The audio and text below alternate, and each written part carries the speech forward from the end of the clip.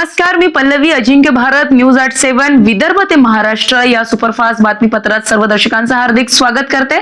तर बघूया आजच्या दिवसभरात घडलेल्या विदर्भ आणि महाराष्ट्रातील सुपरफास्ट घडामोडी. अकोट शहर पोलिसांनी मोटरसायकल चोरीच्या प्रकरणाचा छडा लावत 2 आरोपींना ताब्यात घेतले. त्यांच्याकडून 8 चोरीच्या मोटरसायकली, 2 मोटारसायकल इंजिन व स्पेअर पार्ट्स असा एकूण 6,05,000 रुपयांचा मुद्देमाल जप्त करण्यात आला. अकोट शहर पोलीस ठाण्यात 16 ऑगस्ट रोजी मोटरसायकलच्या चोरीचा गुन्हा दाखल झाला होता. तपासादरम्यान पोलिसांना मिळालेल्या माहितीप्रमाणे गजानन प्रभुदास रायबोले वय 23 आणि अब्दुल जावेद अब्दुल जमील जमादार वय 30 दोघेही राहणार येवदा तालुका दर्यापूर जिल्हा अमरावती यांना ताब्यात घेण्यात आले असून यांची कसून चौकशी केल्यानंतर आरोपींकडून अकोट शहर परिसरातून मोटरसायकली चोरी केल्याची माहिती मिळाली. त्यांच्या घरच्या झडती घेतल्यानंतर चोरीच्या मोटरसायकली व इतर साहित्यही जप्त करण्यात आले. जप्त वाहनांबाबत संबंधित पोलीस ठाण्यांमध्ये दाखल गुन्ह्यांचा तपास सुरू आहे. ही कारवाई पोलीस अधीक्षक अर्चित चांडक यांच्या मार्गदर्शनाखाली अकोट शहर पोलिसांनी केली. मूर्तिजापूर तालुक्यातील गाझीपूर येथील रहिवासी आदित्य बापूराव माहुरे हे मित्रांसोबत दर्यापूरहून मूर्तिजापुराच्या दिशेने दुचाकीने घरी परतत होते. दर्यापूर मूर्तिजापूर राज्य महामार्गावरील पायटांगी नजीक समोरील वाहनाला ओव्हरटेक करत असताना त्यांच्या दुचाकीची विरुद्ध दिशेने येणाऱ्या ट्रक सोबत जोरदार धडक झाली.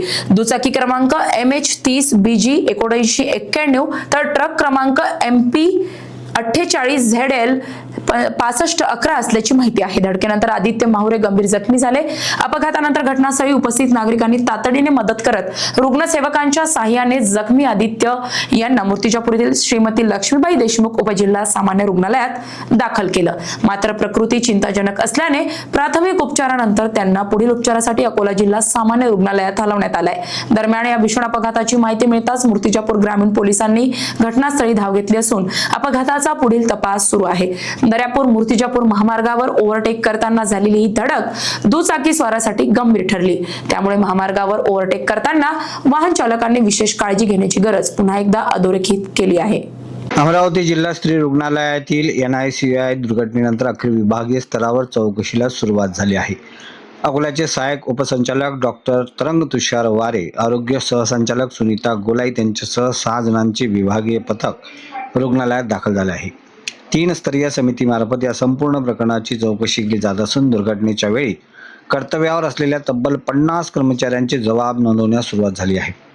त्याचबरोबर तांत्रिक पथकाकडून NICU मधील व्हेंटिलेटरसह इतर मशीन आणि उपकरणांची तपासणी करण्यात येत आहे. जिल्हाधिकारी आशिष एरेकर यांनीही रुग्णालयात दाखल होऊन पाहणी केली आहे. दरम्यान मृत नवजात बालकांच्या नातेवाईकांचा संताप कायम असून आरोग्य प्रशासनाच्या कारभारावर गंभीर प्रश्न उपस्थित केले जात आहे. त्यामुळे या चौकशीत दुर्घटनेचे नेमके कारण आणि दोषी कोण याकडे आता सर्वांचे लक्ष लागले आहे. अकोला येथील GMC चौपाटीवर छत्रपती शिवाजी महाराजांचे लावलेले फलक काही दुकान मालकांनी काढून टाकल्याचा व्हिडिओ सोशल मीडियावर व्हायरल झाल्यानंतर शिवप्रेमींमध्ये तीव्र संताप उसळला होता. या प्रकरणाची गंभीर दखल घेत शिवप्रेमींनी आक्रमक भूमिका घेत संबंधित दुकान मालकांना जाब विचारला आणि काढलेले फलक त्याच ठिकाणी पुन्हा लावण्यास भाग पाडले.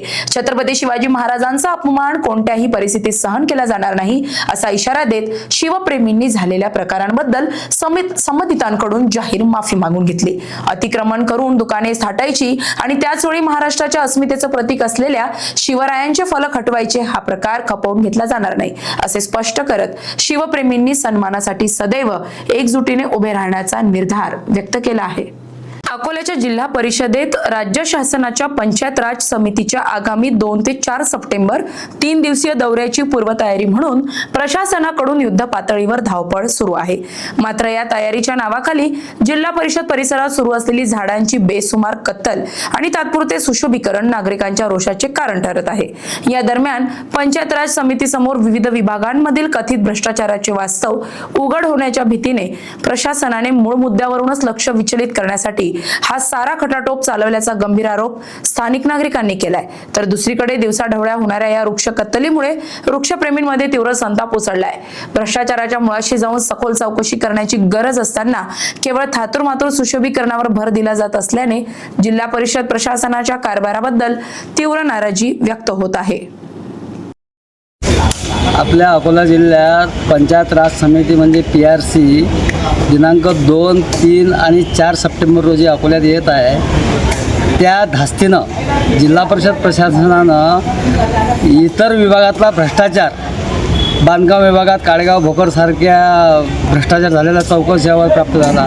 प्रत्येक विभागात भ्रष्टाचार बोकाळलेला आहे. ते सोडून जिल्हा परिषदमधले जे वृक्ष आहेत त्या वृक्षाची सरेआम कत्तल चालू आहे आणि एकीकडे शासन वृक्ष लागवड करते आणि दुसरीकडे जिल्हा परिषद प्रशासनानं वृक्षाची कत्तल चालू केली आणि ते फक्त PRC या धसक्यानं. PRC तुम्हाला वृक्षाची कत्तल करायला सांगत नाही, तर PRC भ्रष्टाचार जो बोकाळलेला आहे तो समाप्त करण्यासाठी PRCचं आगमन होत आहे. वृक्ष कत्तल ही गंभीर बाब आहे.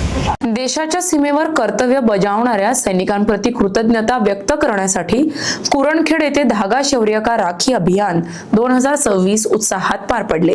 छत्रपती शिवाजी महाराज, डॉक्टर बाबासाहेब आंबेडकर आणि वीर भगतसिंग यांच्या प्रतिमांचे पूजन करून कार्यक्रमाची सुरुवात झाली.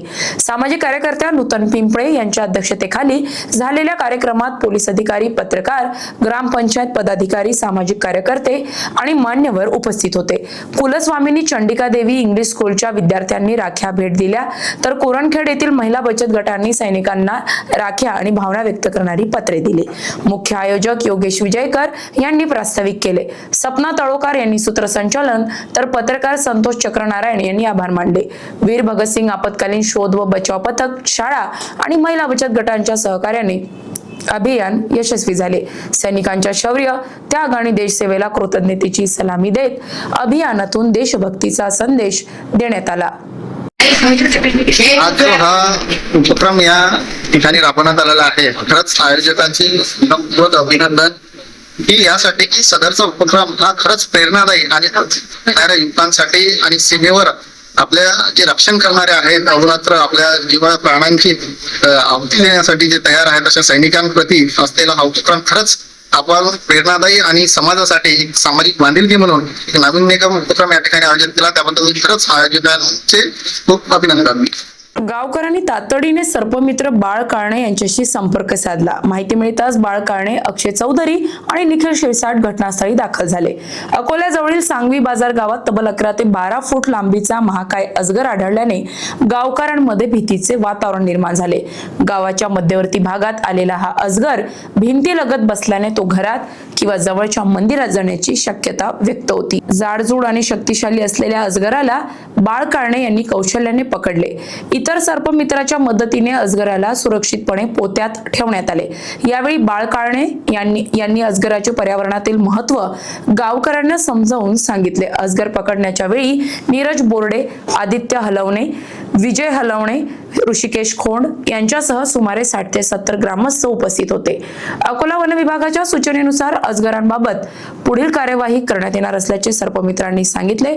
सर्पमित्राच्या तत्परतेमुळे गावकऱ्यांमध्ये निर्माण झालेली भीती दूर झाली.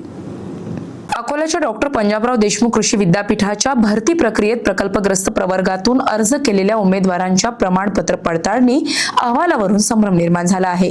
या पडताळणीत अपात्र ठरलेल्या उमेदवारांना कागदपत्रे, पुरावे सादर करण्याची संधी देण्याचे आदेश पुनर्वसन उपजिल्हाधिकाऱ्यांनी दिले होते.